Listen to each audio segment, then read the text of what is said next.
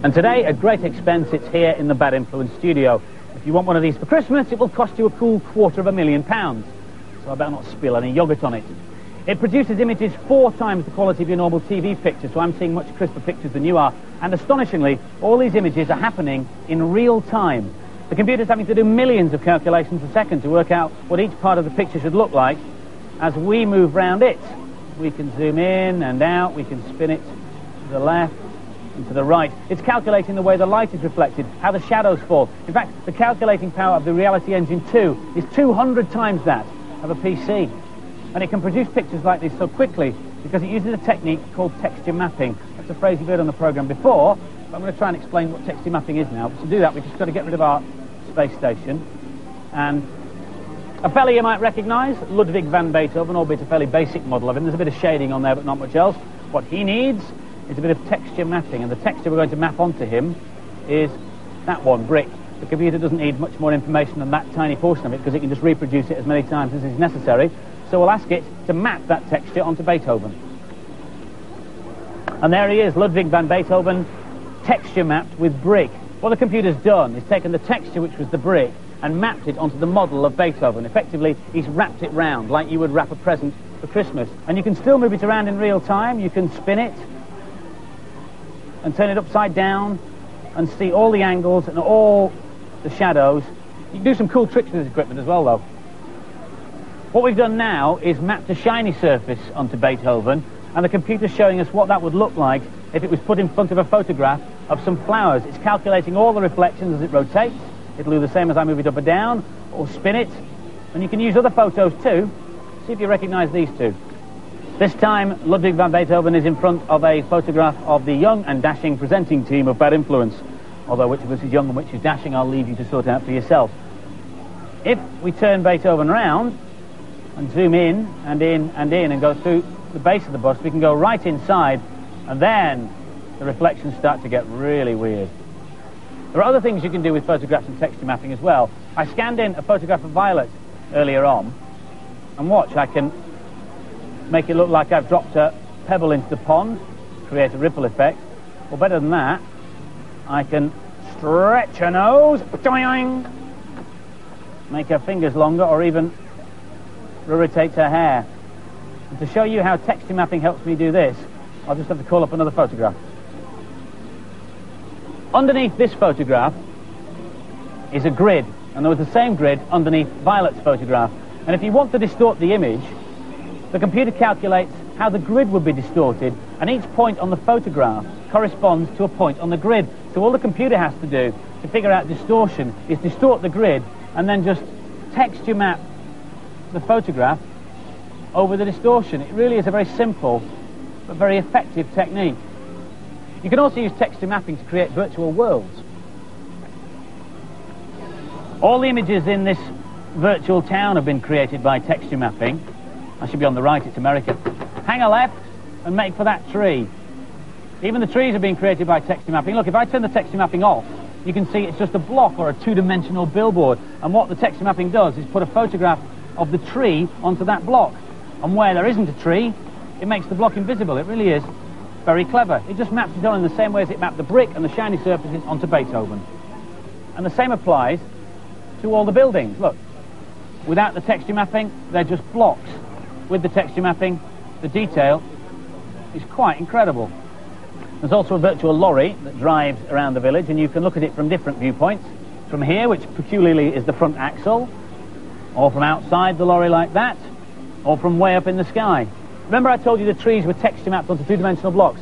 See how as it passes the lorry, the billboard turns. If your point of view was in the lorry, that would just look like a tree all the way around. But from the air, you can see how the computer fools you. This kit costs £250,000, so obviously it does have some serious aspects too. Architects can produce very accurate walkthroughs of buildings that prospective customers can walk around and explore at will. This is a real building. It's the University of California in America. Designers can try out their ideas, see where they want the doors and windows to be, see if the whole building works as a whole. And my favourite demo as a bit of a sailor is this one, a harbour simulator for training boat captains. And now for some more games reviews. Cosmic Spacehead on the Mega Drive is a curious console game, as it uses a mixture of styles. It's a kind of cartoony, point-and-clicky, adventure-y, platformy, puzzly, role-playing-y sort of game sort of thingy. Anyway, Cosmic has to find his way to Earth from his home planet Linoleum and get some souvenirs to prove he's been. Here's Sarah.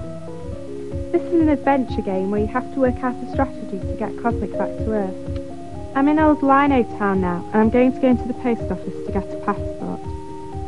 I can choose various actions that I want to do to get me to the next step, such as look, pick up, talk, give, or use.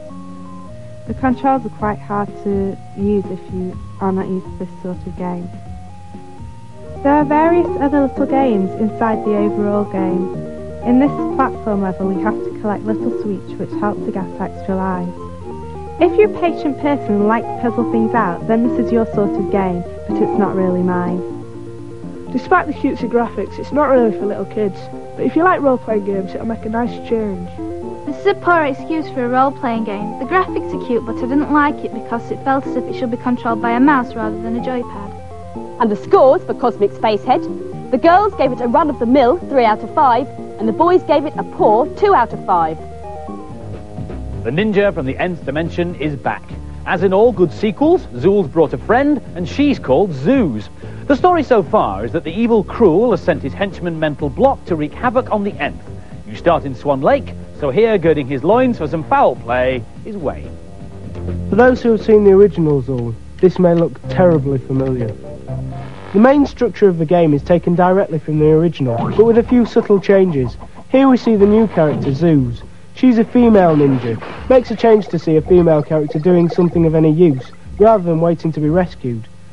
The graphics are really well drawn and the sound's very good, but unfortunately you can only have either the music or the sound effects on at once. Here I have to collect 99% of all the things on the screen to be able to finish the level. They've taken the easy option here. They could have made it radically different, but they've stuck with the winning formula. Don't buy it if you've already got Zool though. I really like this game. The graphics are really good and it's very playable. It's another platform game, but it's actually very good, even though it's very close to the original. And the scores for Zool 2. Both the boys and the girls gave it an excellent 4 out of 5. Hello again, Furtlers. I've got one potion left that I call Invisible. Right, here goes. Oh, it worked. Right, now time for my first invisible cheat. It's for transport on the Master System. First of all, plug in 2 controllers, then hold down buttons 1 and 2 and turn your console on. Now, wait for a secret command screen to appear. When it does, turn all the numbers onto on, like so, and then press start on controller 2 and start on controller 1, and your ship will be invisible. Oh, sorry, I mean invincible. Now for the antidote. Ah, yes. Oh no, it's not worked. I'm going to be like this forever. Andy, Violet. I hope he doesn't find the antidote.